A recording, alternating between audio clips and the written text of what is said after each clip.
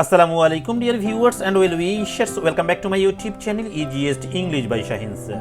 প্রিয় অষ্টম নবম ও দশম শ্রেণীর শিক্ষার্থী বন্ধু, তোমরা যারা 2025 শিক্ষাবর্ষ থেকে ক্লাস শুরু করবে তাদের জন্য আমি কিছু অ্যাডভান্সড বেসিক ক্লাস নিয়ে এসেছি। ওকে, আমার এই বেসিক ক্লাসগুলোর মাধ্যমে তুমি জানতে পারবে কিভাবে ইংরেজি গ্রামার শেখা শুরু করা যায়, এবং ইংরেজি গ্রামারে আমি যা শেখাবো এখানে সবগুলো হবে তোমার একটা ভিত্তি। ওকে, এই ভিত্তির উপরেই তুমি দাঁড়িয়ে তোমার ফিউচারটাকে তুমি সুন্দরভাবে গড়তে পারবে। প্রিয় শিক্ষার্থী, ভিডিও শুরু করছি। ভিডিও শুরু করার আগে জানিয়ে রাখি, যারা তোমরা ক্লাস 9-এ উঠেছো, এবার ক্লাস 10-এ উঠেছো, এবার অর্থাৎ এসএসসি পরীক্ষা দিবে 26 সালে, তাদের জন্য আমার ভর্তি কার্যক্রম চলমান রয়েছে। ক্লাস শুরু হবে জানুয়ারির মধ্যাংশে গিয়ে। তোমরা যারা ভর্তি হতে চাও স্ক্রিনে দেখানো নাম্বারে যোগাযোগ করে ফেলো।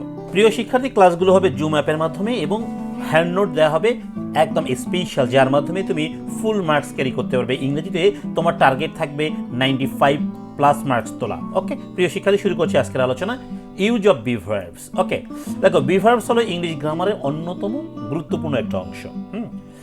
এগুলো মূলত স্টেট অফ বিইং বা অবস্থাকে প্রকাশ করতে সাহায্য করে। আমি দেখাবো এটা কিভাবে অবস্থাকে প্রকাশ করছে। তোমরা ভিডিওটা না টেনে দেখো, আশা করছি তোমার বি ভার্ব নিয়ে যত কোশ্চেন রয়েছে মনের ভিতরে সবগুলো সলভ হয়ে যাবে।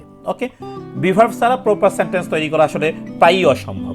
ওকে, প্রায়ই অসম্ভব, আমি একেবারেই অসম্ভব বলিনি, বলছি প্রায়ই অসম্ভব। ওকে, এবার দেখো বি ভার্বসগুলো কারা কারা রয়েছে। বি ভার্বস টোটালি হচ্ছে 8টা। দেখো, অ্যামিজের, ওয়াজয়ের, বি, বিং, বিন, এই প্রত্যেকটারই কিন্তু ভিন্ন ভিন্ন নাম রয়েছে, অবস্থান রয়েছে, সেগুলো আমরা ওয়ান বাই ওয়ান জানবো। দেখো, forms of be verbs. Be ভার্বের বিভিন্ন রূপ রয়েছে, টেন্স, সাবজেক্ট এবং কনটেক্সট অনুযায়ী পরিবর্তিত হয় এগুলো। হ্যাঁ, এগুলোর প্রধান রূপগুলো যেমন দেখো, প্রেজেন্ট টেন্স, এম, ইজ, আর, অর্থাৎ এই যে আমি বলেছিলাম এখানে এম ইজ আর দিয়েছিলাম, এই এম ইজ আর হলো প্রেজেন্ট টেন্স। কোন টেন্স বলো দেখি?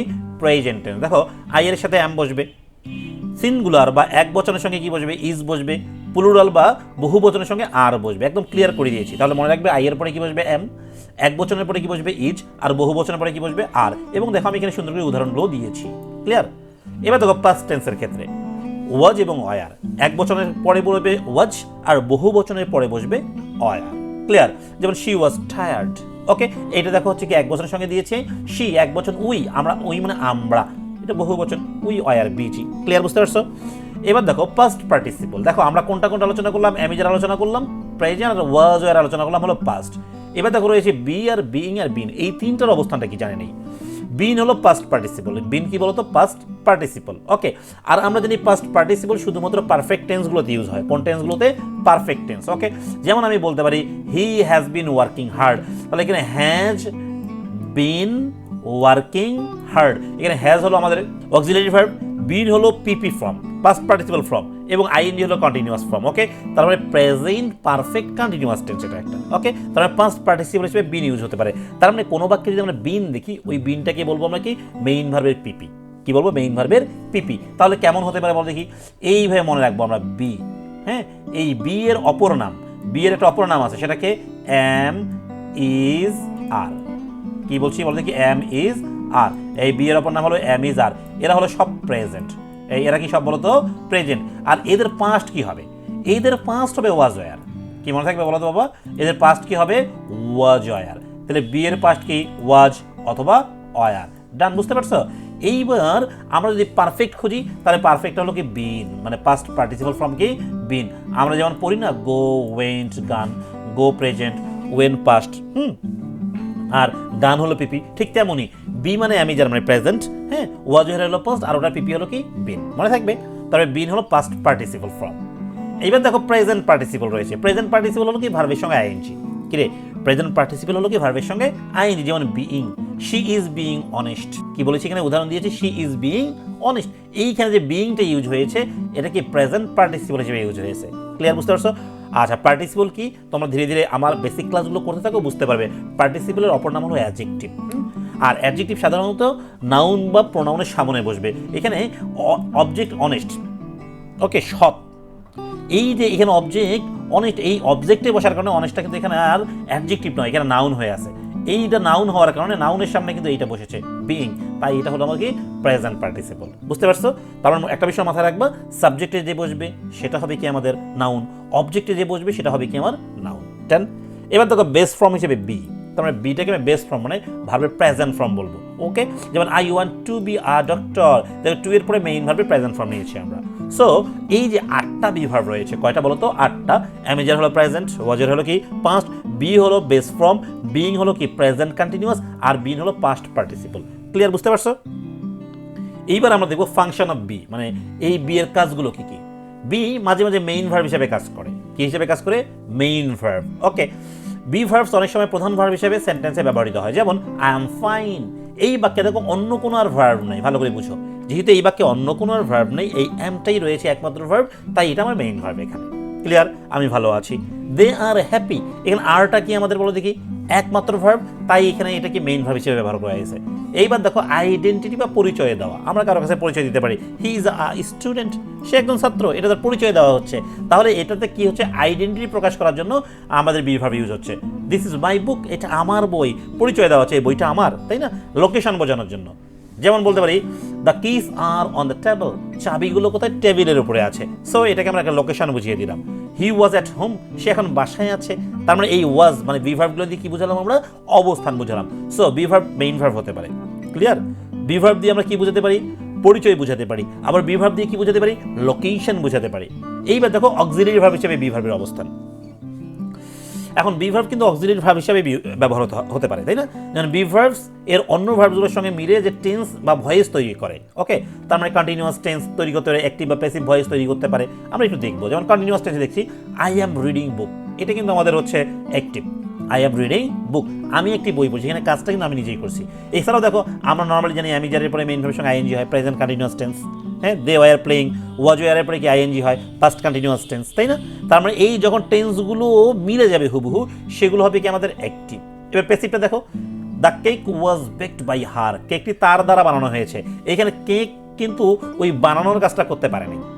তার মানে এখানে কেকটা হচ্ছে বস্তু, সাবজেক্টে যদি বস্তু থাকে আর এরপরে যদি আমরা ভার্ব পাই আর তারপরে কিন্তু আর আইএনজি নেওয়া যাবে না। এটাও কিন্তু একটা টেকনিক মনে রাখতে হবে তোমাকে। যেমন এখানে আমি কিন্তু কাজ করতে পারি, তাই আমি এম এর পরে রিডিং নিয়েছিলাম। দে মানে তাহারা, মানুষ, তার মানে ওয়ারের পরে আমি আইএনজি নিয়েছিলাম। কিন্তু এখানে দেখো দ্য রুম তো কোনো কাজ করতে পারবে না, রুমের পরে ইজ নিয়েছি, তারপরে আমরা কি নিব? মেইন ভাবে পিপি ফর্ম করবো, এই যে ইজ বিং ক্লিনড। ক্লিয়ার, অথবা দ্য রুম ইজ ক্লিনড লিখলেও হতো। ওকে, অ্যাক্টিভ আর প্যাসিভটা বুঝতে পারছো? আচ্ছা, এবার দেখবো আমরা কমন এরর্স, মানে সাধারণ কিছু ভুল আমরা সবসময় করে থাকি। এই ভুলগুলো দেখানোর কারণ কি জানো? তোমরা যেন এই ভুলগুলো আর না করো। আমি কিন্তু শুরুতে অনেক সুন্দর করে এগুলো বুঝিয়ে এসেছি, এবং ভুলগুলো তোমার কোথায় কোথায় হয় সেগুলো দেখাই দিলে তোমার কাজ শেষ হয়ে যাবে। দেখো সাবজেক্ট ভার্ব এগ্রিমেন্ট, মানে সাবজেক্টের সঙ্গে ভার্বের যে একটা চুক্তি থাকে, এগ্রিমেন্ট থাকে, সেটাকে আমাকে বুঝতে হবে। সাবজেক্ট এক বচন হলে ভার্ব কিন্তু এক বচন হবে, মনে থাকবে। সাবজেক্ট কি হবে? এক বচন হলে ভার্বও কি হবে? এক বচন হবে। এটা খুব ভালো করে মনে রাখবা। তার মানে সাবজেক্ট বহু বচন, ভার্বও বহু বচন হবে। এখানে শি মানে কিন্তু সে এক বচন, তাহলে আর কিন্তু আমার বহু বচন, এখানে আর নেওয়া যাবে না। তাহলে কি হবে? শি ইজ মাই ফ্রেন্ড, এটা হবে রাইট। সো এই যে শুরুতেই কিন্তু আমি এগুলো বুঝিয়েছিলাম। ওকে, যেমন দেখো যে আই এর সাথে অ্যাম, সিঙ্গুলার সঙ্গে ইজ, প্লুরাল বা বহু বচনের সঙ্গে আর। ক্লিয়ার ছিল না? সো তোমরা এগুলো কিন্তু নোট ডাউন করবা। আশা করছি তোমাকে এরপরে আর কারো ক্লাস করতে হবে না এটার উপরে। হ্যাঁ, আবার ভুলভাবে টেন্স ব্যবহার করে, যেমন I was go to school. No, ওয়াজের পরে যেহেতু সাবজেক্টটা এখানে মানুষ, তাই না? তাহলে ওয়াজের পর আমাকে আইএনজি নিয়ে দেবে, I was going to school. আচ্ছা, বি ভার্ব বাদ দেওয়া, যেমন শি হ্যাপি। নো, এটা হতে পারে না, শি ইজ হ্যাপি। ওকে, এবার কিছু এক্সাম্পল আমি দেখাবো, এই এক্সাম্পলের মাধ্যমে তুমি খুব ভালো করে বুঝতে পারবে। দেখো এখানে সাবজেক্ট দিয়েছি আমি একটা আই, প্রেজেন্ট টেন্সের ক্ষেত্রে লিখেছি আমি ধরুন আই অ্যাম হ্যাপি। পাস্ট টেন্সে কি হবে? I was happy. ফিউচার টেন্সে কি হবে? I will be happy. Okay, এখানে বিটা কিন্তু আমাদের ওই যে কি ভার্ব ছিল? বি ভার্ব ছিল। ওকে, আর উইলটা আমরা ফিউচার টেন্সের জন্য নিয়ে এসেছি। কি বুঝতে পারছো ব্যাপারটা? আচ্ছা, প্রেজেন্ট কন্টিনিউয়াসে কি হবে? I am being helped. দেখো অ্যাম আছে, আবার বিইং আইএনজি আছে। ওকে, আবার দ্য ওয়ার্ক ইজ ডান, এটা হলো প্যাসিভ। কেন আমি প্যাসিভ বলছি দ্য ওয়ার্ক ইজ ডান? দেখো দ্য ওয়ার্ক হলো সাবজেক্ট, এটা কোনো এই ওয়ার্ক কিন্তু নিজে নিজে কাজটা ডান হতে পারে না, তাই এটা প্যাসিভ। দেখো ইজের পরে কিন্তু আইএনজি নেই, আমরা ডান নিয়েছি। এবার দেখো শি সিঙ্গুলার, এখন শি না, এখানে রহিম হতে পারতো, করিম হতে পারতো, হ্যাঁ, হাবিব হতে পারতো, অথবা ইট হতে পারতো।